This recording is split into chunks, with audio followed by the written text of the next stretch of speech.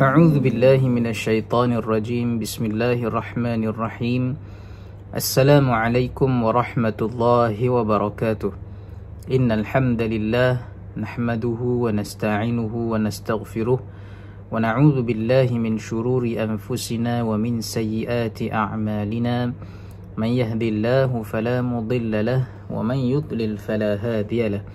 Alhamdulillah, tuan-tuan hadirin mukminin rahimakumullah.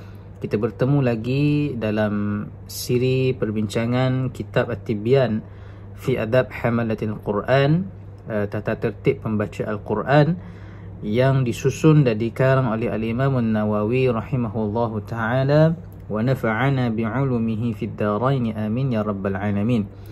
Sebelum kita meneruskan pada sesi kali ini dalam perbincangan kita pada kitab ini, suka untuk saya mengajak para penonton sekalian yang masih lagi belum subscribe YouTube channel Masjid Muhtafiz Billah Shah ini, iaitu TV MAMBS, boleh tekan butang subscribe dan like, dan juga boleh share video ini. Mudah-mudahan dengan usaha kita yang sedikit ini, usaha pihak masjid menyediakan konten yang menarik dan juga bermanfaat kepada semua, dan juga usaha tuan-tuan untuk subscribe dan juga share video ini, mudah-mudahan menjadi saham akhirat buat kita, supaya nantinya Allah Ta'ala akan mengira setiap amalan kita ini sebagai amalan yang berpahala di sisinya, insya-Allah. Hadirin muslimin muslimat yang dirahmati Allah sekalian, hari ini kita akan sambung lagi masih lagi dalam bab yang ketiga, iaitu bicara tentang memuliakan ahli-ahli Al-Quran dan larangan menganiayai mereka. Dan hari ini kita akan masuk kepada fasal yang seterusnya, iaitu yang diberi tajuk orang yang bersolat subuh pada waktunya berada dalam benteng Allah Subhanahu wa ta'ala. Perlu kita fahami mengapa disusun oleh Al-Imam An-Nawawi akan fasal, tajuk fasal ini, kerana pada perbicaraan sebelum ini, siri-siri sebelum ini, disebutkan siapakah yang dinamakan sebenarnya ahli Al-Quran dan orang yang patut kita muliakan kerana mereka dimuliakan di sisi Allah Subhanahu wa ta'ala. Seperti mana disebut pada tajuk-tajuk fasal sebelum ini, iaitu jangan mengganggu para wali Allah. Siapakah para wali Allah itu?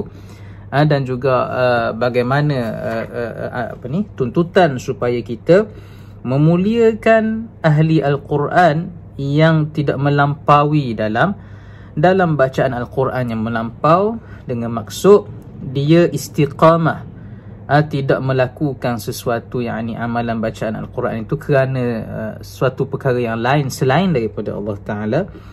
Dan juga mereka ini orang yang berilmu, mereka ini orang yang faqih dan juga faham akan isi kandungan Al-Quran.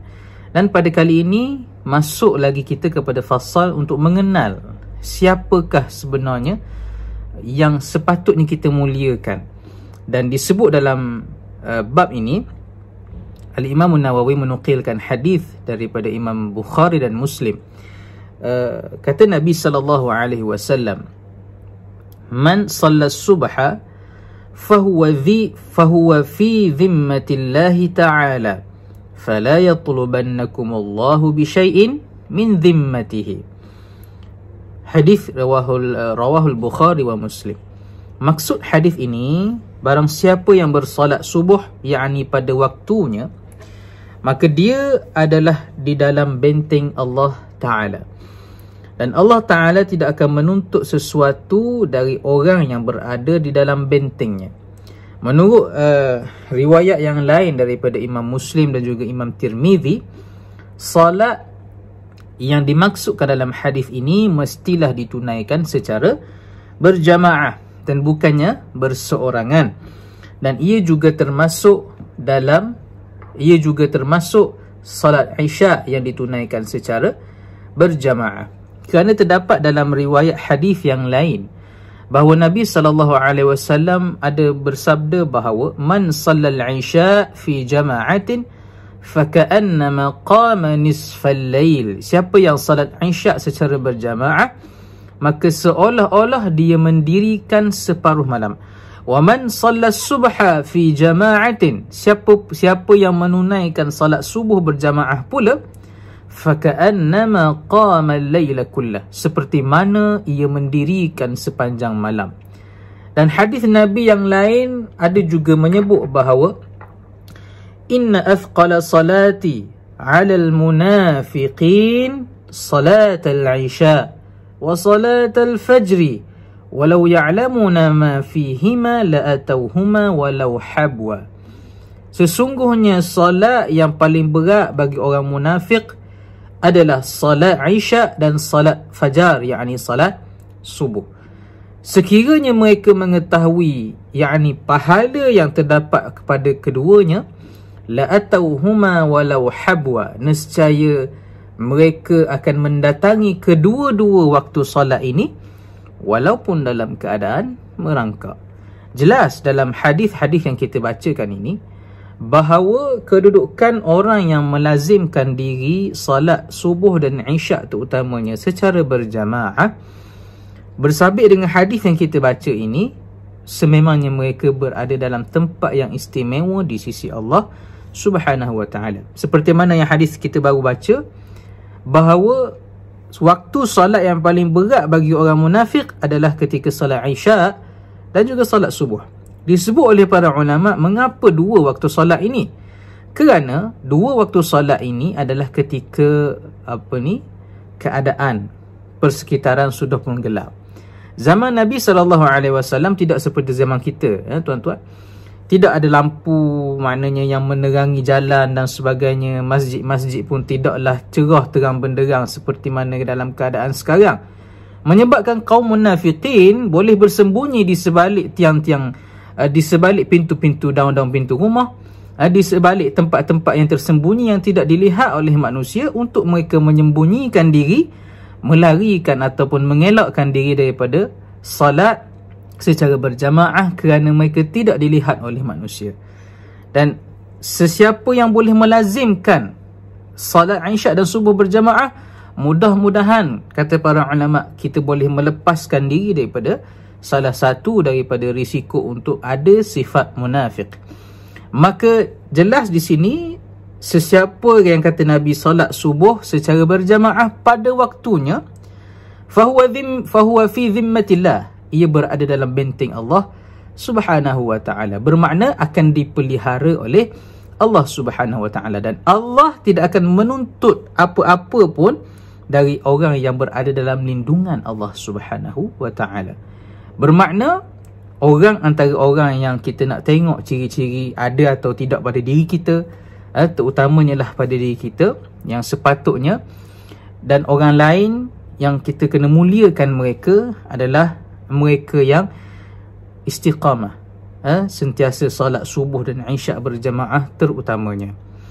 Kerana kata para ulama, untuk melazimkan, membiasakan diri, kita membuang sifat nifaq dalam hati, biasakan diri salat subuh berjamaah secara berturut-turut selama 40 hari. Itu sebahagian para ulama menyebut untuk membuang sifat nifaq. Mungkin pada hari pertama mari solat di masjid ataupun solat di mana-mana secara berjamaah kerana terpaksa, kerana mengikut orang.